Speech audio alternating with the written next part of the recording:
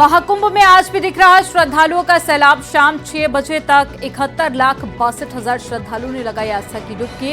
अब तक 38 करोड़ से ज्यादा लोगों ने किया महाकुंभ में पवित्र स्नान। सीएम योगी ने भूटान नरेश के साथ में देखी महाकुंभ की प्रदर्शनी में दिखाई गई है संगम नगरी की भव्यता, पौराणिक महत्व की दी गई जानकारी।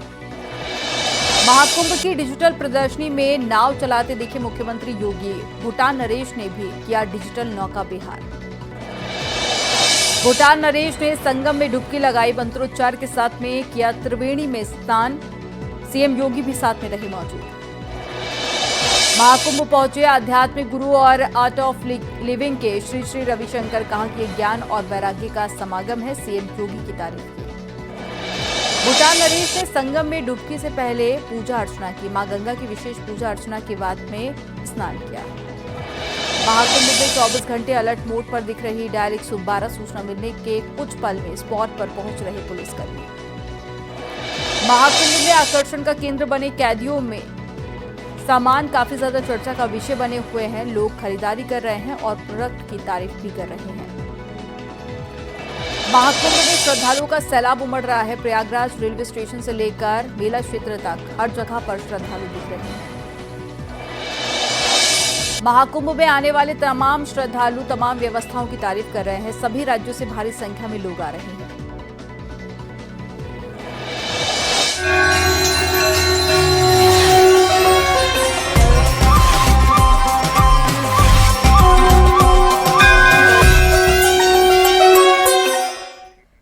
महाकुंभ मेले में 23वें दिन भी उमड़ी है श्रद्धालुओं की भारी भीड़। शाम 6 बजे तक 71,62,000 श्रद्धालुओं ने आस्था की डुबकी लगाई।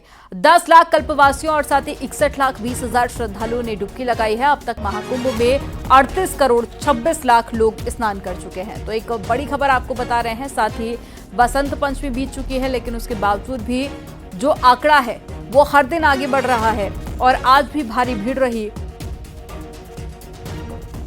तो तस्वीरें आपको ड्रोन से दिखा रहे हैं और साथ ही महाकुंभ क्षेत्र से हमारे साथ में सर्वेश दुबे जुड़ गए हैं। सर्वेश, बसंत पंचमी बीत चुकी है, लेकिन लोगों का जो उत्साह है वो कम होने का नाम नहीं ले रहा है। आज भी बड़ी संख्या में महाकुंभ क्षेत्र में लोग पहुंचे और आस्था की डुबकी लगाई। कैसी तस्वीरें आपके आसपास?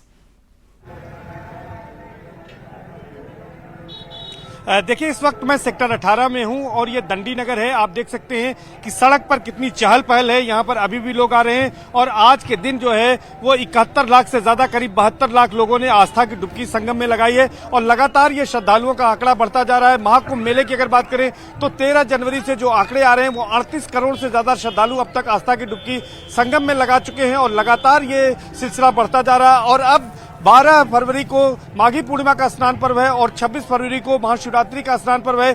तो अभी काफी समय बचा है। ऐसे माना जा रहा है कि सरकार का जो आकलन था कि 40 करोड़ लोग आएंगे, कहीं उससे ज्यादा ये आंकड़ा पार हो सकता है, क्योंकि 38 करोड़ से ज्यादा श्रद्धालु अब तक आस्था की डुबकी लगा चुके हैं। लोगों में उत्साह है, लोग हर हर गंगे करते हुए यहाँ पर पहुंच रहे हैं। हमारे साथ कुछ लोग, उनसे बातचीत करते हैं। बताइए गुरुजी, किस तरह का उत्साह है लोगों में और यहाँ पर किस तरह से लोग अभी भी आ रहे हैं?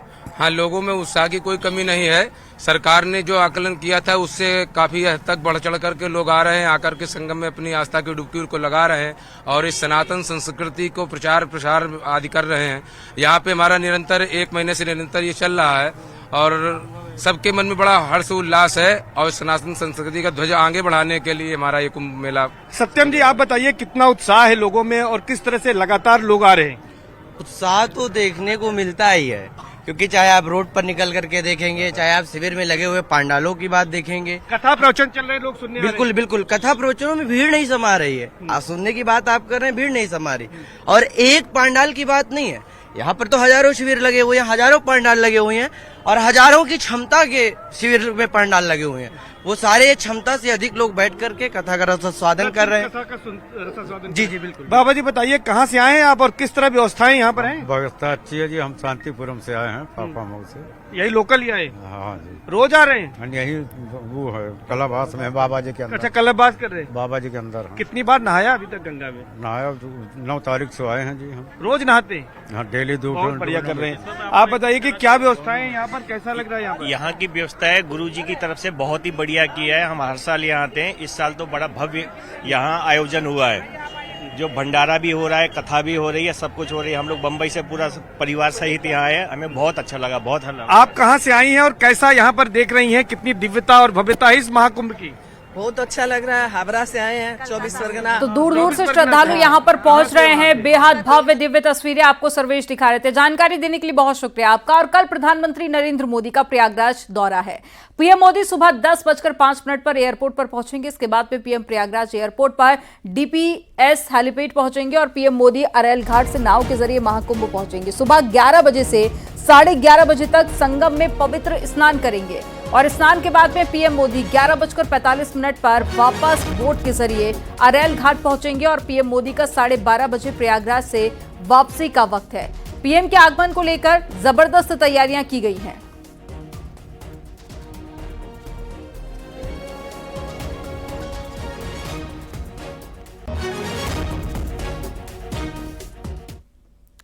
पीएम मोदी के दौरे से पहले मुख्यमंत्री योगी आदित्यनाथ आज महाकुंभ में तैयारियों का जायजा लेने पहुंचे। इस दौरान सीएम योगी और भूटान नरेश जिम्बे खेसर नामग्याल वांगचुक ने संगम में डुबकी लगाई और इसके बाद में गंगा का पूजन किया, आरती उतारी और अब लेटे हनुमान मंदिर और अक्षयवट जाकर पूजा अर्चना की। आपको बता दें कि सीएम योगी भूटान नरेश के साथ में लखनऊ से विमान से बमरोली एयरपोर्ट पहुंचे, वहां से सड़क मार्ग से महाकुंभ आए, अरैल घाट से बोट से सवार होकर संगम गए और स्नान किया। इस दौरान भूटान नरेश ने योगी के साथ में पक्षियों को दाना खिलाया और फोटो भी खिंचवाई। इसके बाद में लेटे हनुमान मंदिर भी गए और वहां जाकर पूजा अर्चना की। पूजा पाठ के बाद में भूटान नरेश सीएम योगी के साथ में डिजिटल प्रदर्शनी में पहुंचे, जहां वो डिजिटल नाव पर सवार दिखे।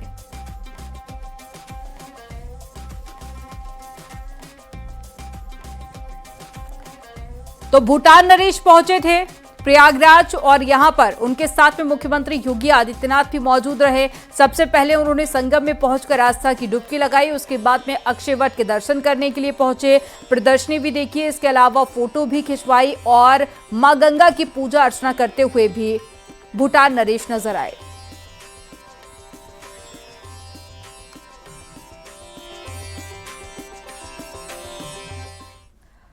मुख्यमंत्री योगी आदित्यनाथ ने एसपी अध्यक्ष अखिलेश यादव और कांग्रेस अध्यक्ष मल्लिकार्जुन खड़गे के आरोपों पर पलटवार किया। सीएम योगी ने कहा कि दोनों नेता महाकुंभ को लेकर झूठ फैला रहे हैं। अखिलेश का चरित्र सनातन विरोधी है, उन्होंने सनातन धर्म के खिलाफ सुपारी ले रखी है। ये लोग सनातन के खिलाफ हैं। ये लोग पहले दिन से चाहते थे कि महाकुंभ में कोई अनहोनी हो। पार्टी के अध्यक्ष श्री अखिलेश यादव का वक्तव्य इस ओर सबका ध्यान आकर्षित करता है। ये दोनों वक्तव्य न केवल इनके सनातन धर्म विरोधी चरित्र को उजागर कराता है, बल्कि इनकी उस गिद्ध दृष्टि की ओर भी सबका ध्यान आकर्षित करता है, जो लगातार इस महाकुंभ के खिलाफ पहले दिन से दुष्प्रचार कर रहे हैं। इनका ये बयान न केवल सनातन धर्म पर प्रहार है, बल्कि निंदनीय भी है और शर्मनाक। कांग्रेस अध्यक्ष का यह कहना कि प्रयागराज कुंभ में मौनी अमावस्या के दिन हजारों लोग मर गए, हमें अफसोस होता है। एक इतना वरिष्ठ नेता, कांग्रेस देश की जो सबसे पुरानी पार्टी है, उसके अध्यक्ष से अपेक्षा की जाती है कि वो एक मर्यादित बयान देश की संसद में रखें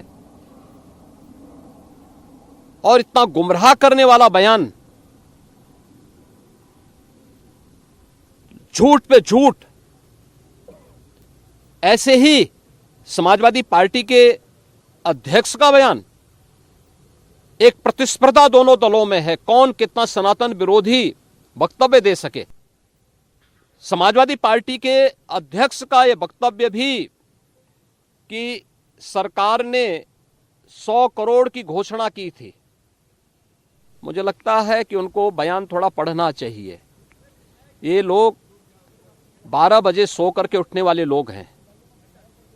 कार्यालय स्टाफ जिस प्रकार का इन्हें नोट बना करके देता है, ये उस प्रकार का वक्तव्य बना करके सामने प्रस्तुत करते हैं और फिर उसके अनुसार उसको लीडर के रूप में नहीं बल्कि एक रीडर के रूप में सबके सामने उस वक्तव्य को पढ़ करके अपनी जगहंसाई करते हैं और राजनेताओं की भी जगहंसाई करते हैं।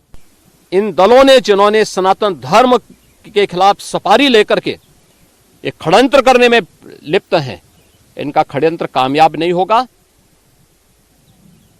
29 जनवरी के हादसे की तह में हम लोग जाएंगे, षड्यंत्रकारियों को बेनकाब करेंगे और उन्हें सजा कैसे दिलाई जाती है यह आपने उत्तर प्रदेश के अंदर पिछले 8 वर्ष के अंदर देखा होगा। आगे भी आप इसको देखते रहिए। लखनऊ से बड़ी खबर मिल रही है। आचार्य सत्येंद्र दास को देखने पहुंचे हैं सीएम योगी आदित्यनाथ। एसजीपीजीआई में भर्ती हैं आचार्य सत्येंद्र दास। हालचाल जानने के लिए मुख्यमंत्री पहुंचे हैं और रामलला के मुख्य पुजारी हैं आचार्य सत्येंद्र दास। ब्रेन स्ट्रोक के बाद में लखनऊ के संजय गांधी पीजीआई अस्पताल में उन्हें एडमिट कराया गया था। डॉक्टरों की विशेष टीम की निगरानी में देखरेख की जा रही है और बीते मंगलवार को जारी हेल्थ बुलेटिन में बताया गया कि उनकी हालत अभी भी बेहद नाजुक बनी हुई है और मुख्यमंत्री योगी आदित्यनाथ पहुंचे हैं आचार्य सत्येंद्र दास का हालचाल जानने के लिए। और अभी भी आचार्य सत्येंद्र दास अस्पताल में भर्ती हैं। इससे पहले जो मेडिकल बुलेटिन जारी किया गया था उसमें बताया गया था कि अभी भी हालत नाजुक बनी हुई है। तो ब्रेन स्ट्रोक हुआ था जिसके बाद में अस्पताल में भर्ती करा दिया गया था। तो रामलला के मुख्य पुजारी हैं आचार्य सत्येंद्र दास।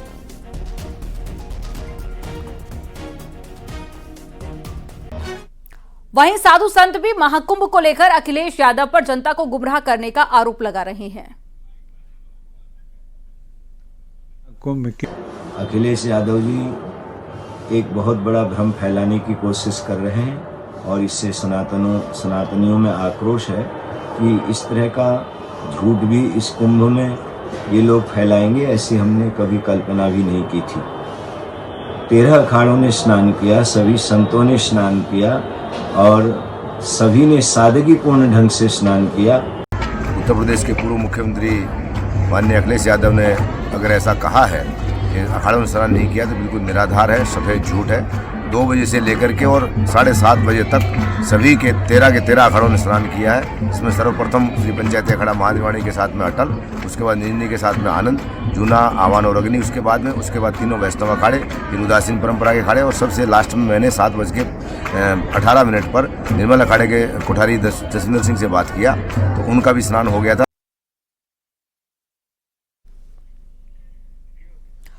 जूना अखाड़ा आचार्य महामंडलेश्वर अवधेशानंद गिरी ने बिना नाम लिए अखिलेश यादव के बयान को लेकर कहा कि राजनीतिक लाभ के लिए कुंभ का दुष्प्रचार किया जा रहा है, जबकि यहां पर अच्छी व्यवस्थाएं हैं। प्रधानमंत्री और सीएम का जो संकल्प है वो अलौकिक है। मौनी अमावस्या के दिन भारी भीड़ को देखकर अखाड़ा परिषद और अनेक शीर्षस्थ संतों ने ऐसा निर्णय लिया कि हम सांकेतिक स्नान करेंगे, लेकिन हम धन्यवादी हैं आदरणीय गोरक्षपीठाधीश्वर उत्तर प्रदेश के माननीय मुख्यमंत्री आदरणीय आदित्यनाथ योगी जी महाराज के कि उनके कुशल नेतृत्व में यहाँ के प्रशासन ने उत्तम कोटि की व्यवस्था की और सभी अखाड़े स्नान कर सके। हम लोग अमृत स्नान के लिए गए, फिर अद्भुत व्यवस्था हमने देखी। प्रशासन पूरी तरह से चाक चौबंद है, सुव्यवस्थित है, श्रद्धालु भारी उमंग है। कुछ लोग राजनीतिक द्वेष के कारण ऐसा कह रहे हैं कि संत स्नान नहीं कर सके अथवा सरकार संतों का स्नान कराने में सक्षम नहीं है। मैं कहना चाहूंगा कि राजनीतिक लाभपूर्ति कारण कुंभ का दुष्प्रचार किया जा रहा है, जबकि ये सत्य नहीं है। सत्य है कि यहाँ प्रत्येक संत प्रसन्न है, यहाँ आने वाले प्रत्येक आस्तिक और भावुक भक्तों को भारी आनंद का अनुभव हो रहा है और यहाँ अच्छी व्यवस्था है। ये तस्वीरें आपको दिखा रहे हैं, अस्पताल की तस्वीरें देखिए। आचार्य सत्येंद्र दास को देखने के लिए, उनका हालचाल जानने के लिए मुख्यमंत्री योगी आदित्यनाथ अस्पताल पहुंचे हैं और डॉक्टरों की तरफ से जानकारी दी गई है कि हालत अभी भी नाजुक बनी हुई है और मुख्यमंत्री से बातचीत करते हुए ये तस्वीरें आपके सामने और डॉक्टरों से मुख्यमंत्री जानकारी भी ले रहे हैं उनके हेल्थ का अपडेट भी ले रहे हैं और साथ ही उनसे बातचीत भी कर रहे हैं। और अब रूम से बाहर निकलते हुए मुख्यमंत्री, तो ये तस्वीरें आपके सामने हैं।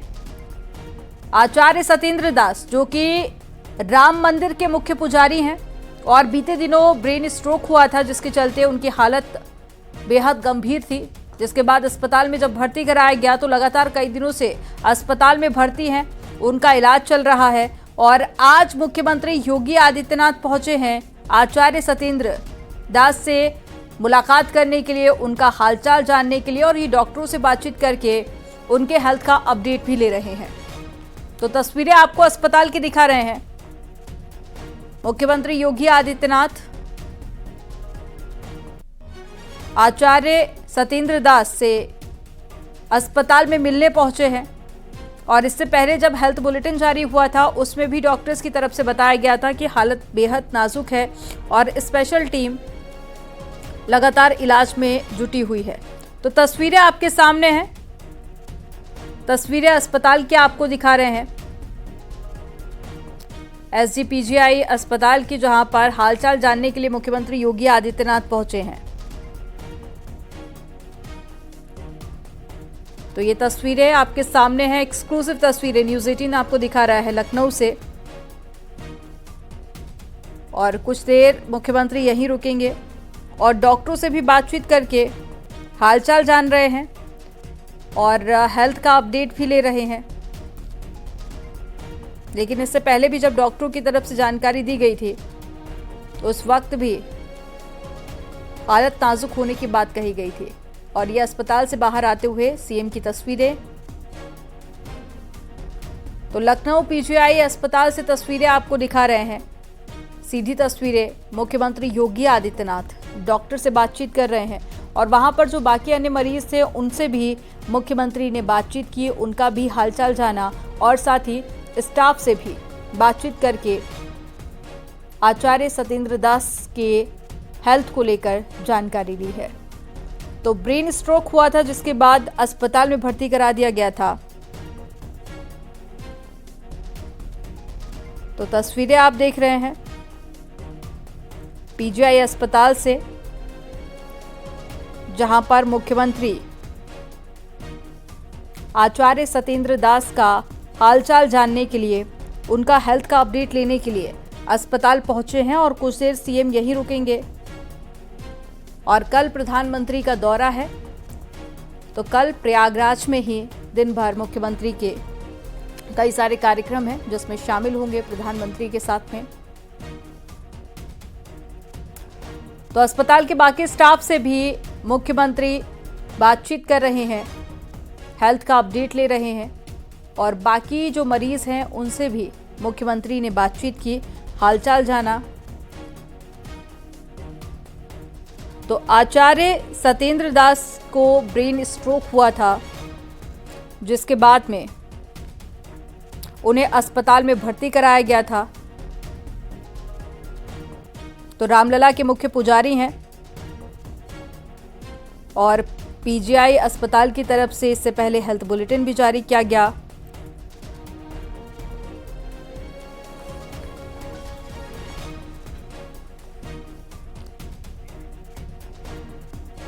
महाकुंभ को लेकर आध्यात्मिक गुरु श्री श्री रविशंकर ने महाकुंभ मेले को विश्व का सबसे बड़ा समागम बताया। उनके मुताबिक कुंभ सिर्फ नदियों का संगम नहीं है, बल्कि अलग अलग संस्कृति और साथ ही सभ्यता का संगम है। सरकार की तरफ से किया गया ये आयोजन पूरी दुनिया को विभिन्नता में एकता का संदेश दे रहा है। वहीं आयोजन को लेकर सीएम योगी की तारीफ भी की। अपने आप में एक रिकॉर्ड है, कई देशों की आबादी इतनी नहीं है, तो तैयारियों के लिहाज से देखें तो प्रदेश की योगी सरकार ने किस तरह की व्यवस्थाएं की हैं? योगी जी ने यहाँ पर अद्वितीय काम किए, अभूतपूर्व काम किए हैं, बहुत अच्छा।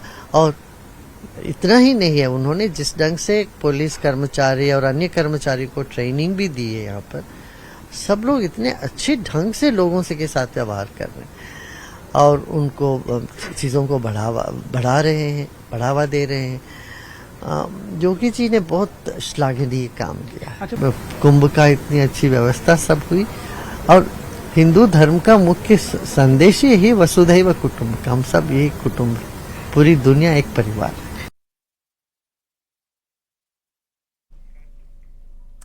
मुरादाबाद में आचार्य प्रमोद कृष्णम ने महाकुंभ को लेकर किए जा रहे दुष्प्रचार को लेकर राज्यसभा सांसद जया बच्चन पर निशाना साधा। उन्होंने कहा कि जया बच्चन जी ऐसी कोशिश कर रही हैं कि पूरा सनातन दुखी हो जाए। मैं गंगा मैया से प्रार्थना करता हूं कि जया बच्चन जी को सद्बुद्धि दे ताकि वो अच्छे सनातनी की तरह व्यवहार करें।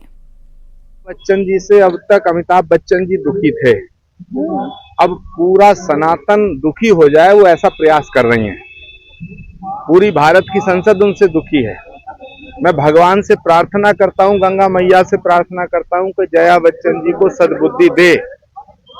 उनकी आस्था, विश्वास और श्रद्धा, जिस तरह वो एक बहुत बड़ी कलाकार रही हैं, एक अच्छी पार्लियामेंटेरियन है, उसी तरह एक अच्छे सनातनी की तरह व्यवहार करें। नास्तिकों की तरह, वामपंथियों की तरह व्यवहार ना करें। नोएडा में किराएदार और मकान मालिक का एक मामला सावधान करने वाला है। बताया जा रहा है कि एक सोसाइटी के मकान मालिक को किराएदार पर किए गए मुकदमे में जीत मिली है और साथ ही कोर्ट ने किराएदार को 1 महीने के अंदर घर खाली करने का आदेश दिया और उस पर 20 लाख रुपए का जुर्माना लगाया। दरअसल किराएदार पर मकान मालिक ने करीब 2 साल से किराया न देने का आरोप लगाया है, जिसके बाद में 15-16 महीने केस चलने के बाद एडीएम कोर्ट ने फैसला सुनाया। साथ ही कोर्ट ने नसीहत दी है कि मकान किराए पर देने से पहले सभी लिखित कार्यवाही पूरी करें और किराया कैश पे लेने देने से परहेज करें।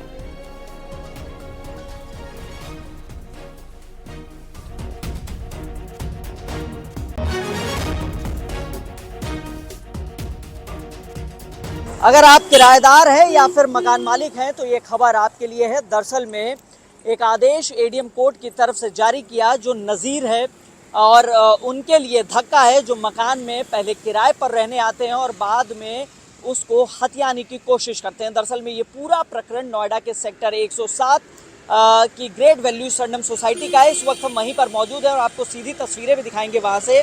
दरअसल में साल 2021 में एक दंपत्ति यहाँ रहने आए और उसके बाद मकान में कब्जा किया और 3 वर्षों तक किराया नहीं दिया, लेकिन बाद में ये पूरा प्रकरण एडीएम कोर्ट में जाता है और 3 साल बाद जो मकान मालकिन है, महिला है, उनकी जीत होती है। आपको बता दें कि इस पर एक भारी जुर्माना भी लगाया गया है जिसमें करीब 20 लाख के आसपास जुर्माना देना होगा किराएदार को, साथ ही 1 महीने में इसको खाली कराना होगा।